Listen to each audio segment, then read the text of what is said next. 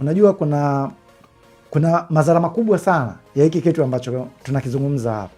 Watu wengi wakigundua kwamba ligi yetu ni ligi ambayo ni kama PS, maana yake kuna watu ambao wanazichezesha nje ya mchezo wenyewe husika. Yaani mimi naenda kuangalia mechi wakati kuna watu wanajua kabisa matokeo. Madhara yake ambayo yatakuja ni wadhamini watajiondoa.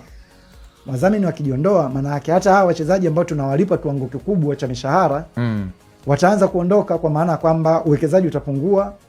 Wachezaji bora ambao tulikuwa tunawasajili wakina Pacome Zouzoua, wakina Ansel Toura, Ribase, wakina nani sijui, wataacha kuja kwenye ligi yetu, ligi ambayo ambayo imetengenezwa kwa maana kwamba watu wanajua matokeo kabla ya mchezo wenyewe husika.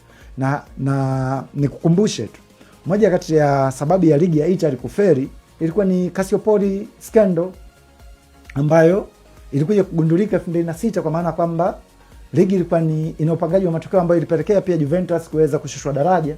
Baadhi ya wachezaji wakubwa hawataki kujihusisha na hizo scandal, kwa maana kwamba mimi nimeshinda ubingwa wa Italy, lakini nakuja kutoka story kwamba wewe ubingwa ulioshinda watu walikuwa wanapanga matokeo. Kwa wachezaji wakubwa kama wakina Zinedine Zidane, wakina Ronaldo di Rima wakaanza kuondoka kwenye ligi ya Italy. Lakini mwanzoni mwa miaka ya 90, kuanzia 95 mpaka 2004 2005, moja kati ya ligi ambayo ilikuwa ina ubora mkubwa, ligi ambayo ilikuwa ina uwekezaji mkubwa ilikuwa ni ligi ya Italy.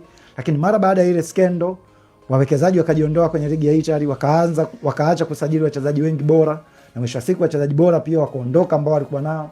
Leo hii tunaishuhudia ligi ya Italy ambayo imeflop, taratibu inaanza kujirejesha kule ambako walikuwa wanahitaji kuweza kuwepo. Sawa Ali.